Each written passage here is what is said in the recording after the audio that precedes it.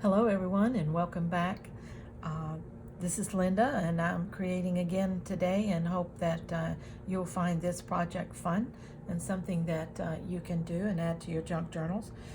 Today I'm going to show you how I make a bookmark for my junk journal that has a tab on the top so that it's really easy to find, and it's another embellishment feature. Let me show you. This is how it looks.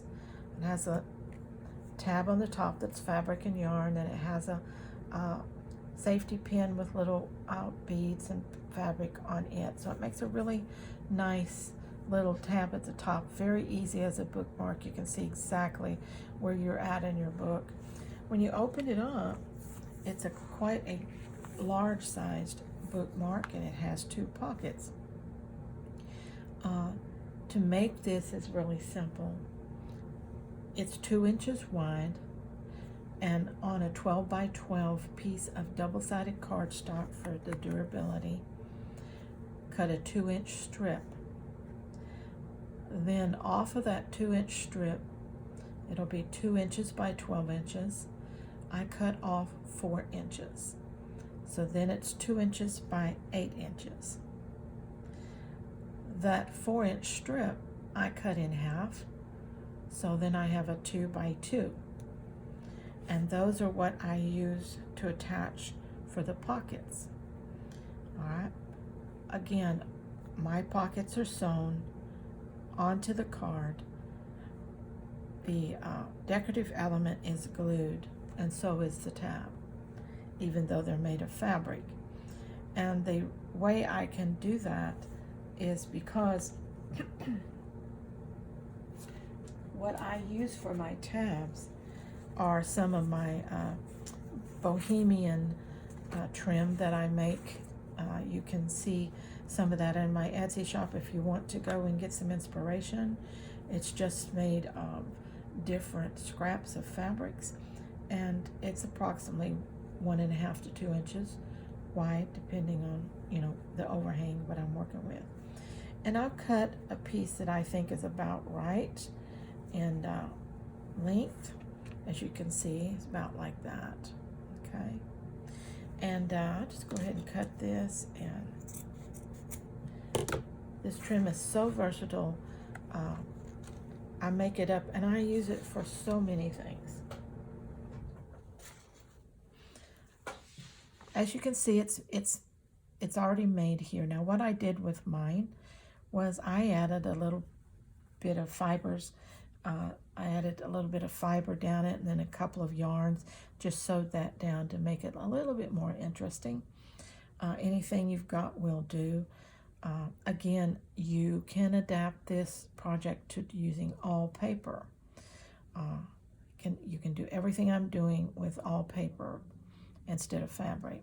But what I do then is I will turn this over, and I get a safety pin.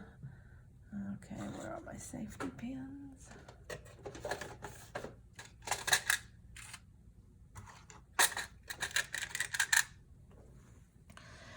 You can see that I get a safety pin here, and the fabric is actually too long on each side. It won't go in there. So that's why you see a diagonal cut right at the top. That's so it will fit perfectly over that safety pin. And then I decorate my safety pin. I put little bits of fabric and beads on here and little dangles.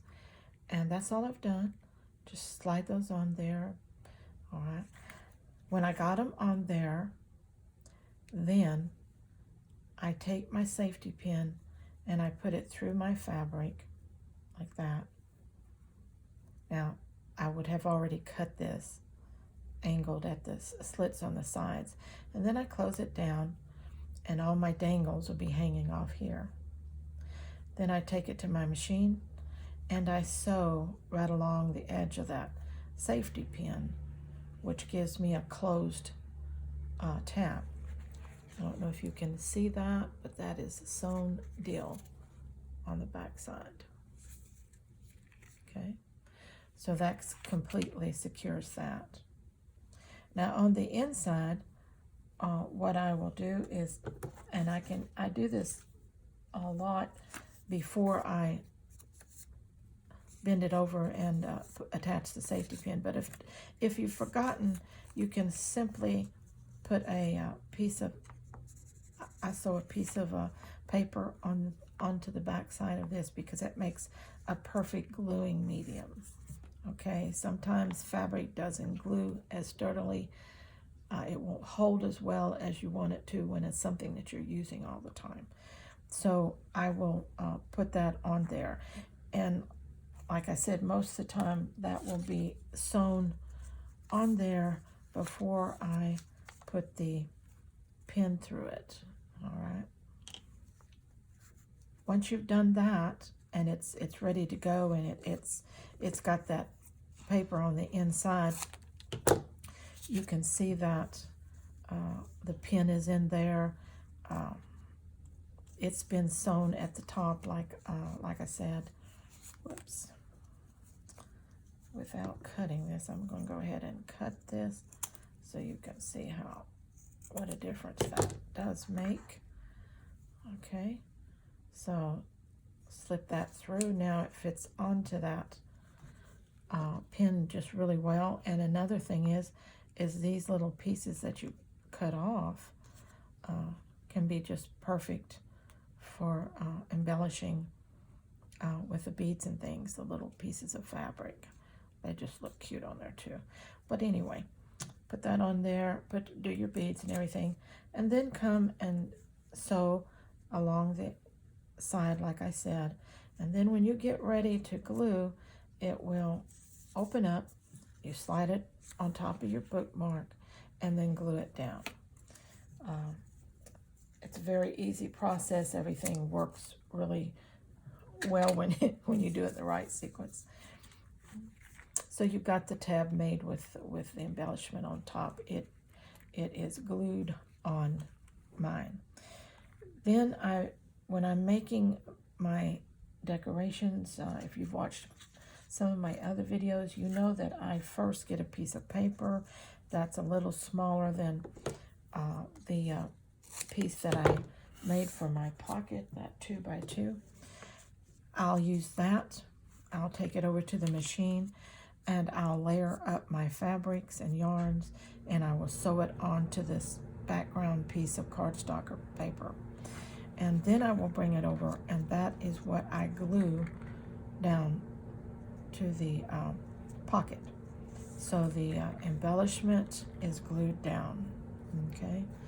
I glue it down, and then what I like to do to make sure it adheres well is I like to roll my paper glued items really good so that glue really gets pushed out to the edges well, and it is a total cover on that piece. Okay, now I put a different embellishment on each end and then slip some little things in the pockets. The cardstock is bendable, but yet it's very sturdy, with the pockets making it strong on and this at the top, middle, and bottom. So this is very handy. It's pretty in your junk journal. It's pretty when you close it up and you've got something dangling out here. It's easy to mark your place wherever you're at in the journal, and to be able to find it again and come back and get it right there. Okay, so that is a bookmark with 2 pockets and a tab top with some embellishment, very easily made out of 1 strip of 2x12 double-sided cardstock, and then whatever embellishments that you're going to do with either paper or fabric. All right, I hope you like that project and you'll try it on your own. I don't have any of these made in the shop, but I think I will do that later. So if you need a little more inspiration, head over to the shop and just look around, pick up some ideas and color combinations and different things. Now most of mine are made with fabric or fabric and paper combinations. I make very little paper only products, so but still you can get inspiration. You don't always have to buy from people like myself who have shops. Really, I just love it if you get some inspiration and you end up making some of your own if you can. And if you can't and you want to buy, that's good too. But really, we just like to share our craft with each other, don't we? And so sometimes all you need is a little spur, a little inspiration to keep going. So do that today and hop over there and look around and see what you think you could utilize and make. Okay, thank you so much. Till next time. Bye-bye.